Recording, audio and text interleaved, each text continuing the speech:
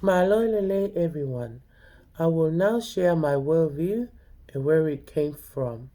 I will also talk about what is the relevance of Pepeha to my worldview and the principles and how will I use them in social work practice. Lastly, I will share why did I want to become a social worker. Firstly, what is my worldview? My worldview is lototo, humility and generosity, which means to avoid showing off or outward reveals of wealth. Where did this worldview come from? This worldview lototo is one of our Tongan core values they use to guide our Tongan society. These four core values are Whewhakaapa-apa-aki, mutual respect, Whewetokai-aki, sharing, cooperating, and fulfillment of mutual obligations, Lototo, humility and generosity, and Tauhiwaha'a, loyalty and commitment. Our ancestors used these four core values to make sure that the kind and heartfelt through conversations and actions are effective within the family members, extended family, and the community as a whole. Nowadays, we are still using it in our daily lives, at home, at school, and in everywhere we are and in everything that we do. What is the relevance of Pepeha to my worldview? Si'ikaiha simply translate to small but visible. This tongue and vocab basically says it all. You don't have to be large in numbers, have lots of resources or money to be great. Even though I come from a very small island, which is just like a dot in the world map, but my worldview lototo in serving the needs of others encourages a strong relationship with one another, not only at home, but also at school, in the community, in Aotearoa, and to the whole world. Tongans place a high value on lototo. Everyone is expected to be humble, including the king. Some common practices of humility, including parents avoiding praising their own children's accomplishments. It would be difficult to deeply and sincerely serve others if one is not humble. What are the principles and how will I contribute them to my social work practice?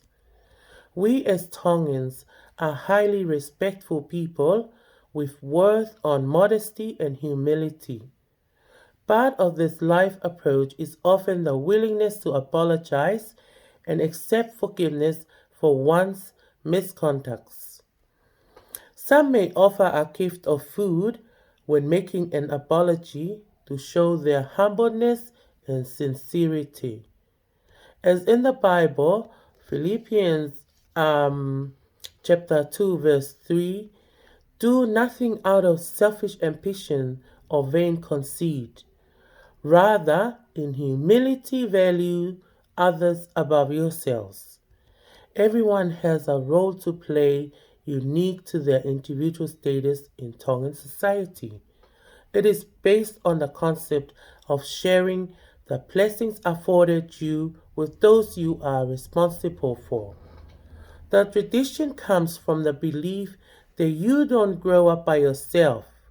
You don't successfully accomplish on your own, and you do not find happiness on your own. A successful Tongan village lives together, works together, and helps one another. Those of a high status may receive the best foods, housing, clothing, and opportunities, but they would also reciprocate by extending generous support to all their family members.